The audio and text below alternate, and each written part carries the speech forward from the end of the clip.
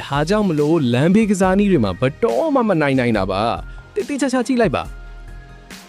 ဒီမှာဂျိုးကိုအခွေလိုက်လှုပ်လိုက်ပြီးအကွင်းလေးနှစ်ခုပေါ်လာတဲ့အခါပရိသတ်ကိုအကွင်းတစ်ခုကိုတုံနဲ့ရွေးခိုင်းတာပါ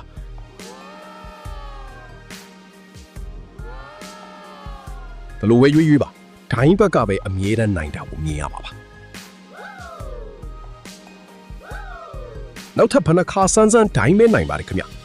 ဟုတ်ပါတယ်သိချကြည့်ပါဖနခါလှုပ်လို့ပါအဲ့တိုင်းယူယူလေးကိုဒိုင်းပဲနိုင်တာပါ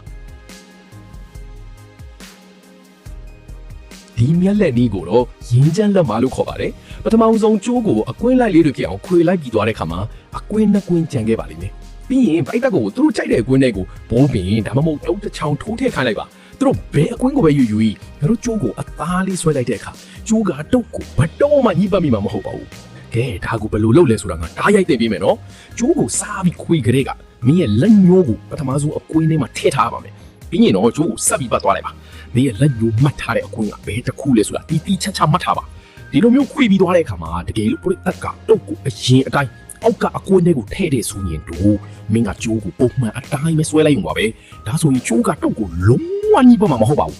ဒါမဲ့ပရိသတ်ကတုတ်ကိုအပေါ်ကအကွင်းဆိုလိုတာမင်းရဲ့လက်ညှိုးနဲ့မှတ်ထားတဲ့အကွင်းတွေကိုထည့်လိုက်မယ်ဆိုရင်တော့မင်းကျိုးကိုတခြားနည်းနဲ့ဆွဲရပါလိမ့်မယ်ပထမတော့ကျိုးကိုပုံမှန်အတိုင်းခွေထားပါတကယ်လို့ပရိသတ်ကအဲ့ဒီမှတ်ထားတဲ့အကွင်းတွေကိုတုတ်ထည့်လိုက်ရင်အပြင်ဘက်ကကျိုးနှစ်ချောင်းလုံးဓာတ်ရိုက်မဆွဲပါနဲ့အပြင်ပစုံကကျိုးကိုဒီထိုက်ထားခဲ့ပြီးအတွင်းဘက်ကကျိုးနှစ်ချောင်းကိုပဲမြန်းမြန်းဆွဲလိုက်ပါဒါကြောင့်မို့ပရိသတ်ကဘေးအကွင်းကိုပဲကျိုးကတော့ဘတ်တော့မှမိတော့မှမဟုတ်ပါဘူးတကယ်ကျလို့လက်တော်လာဗျာ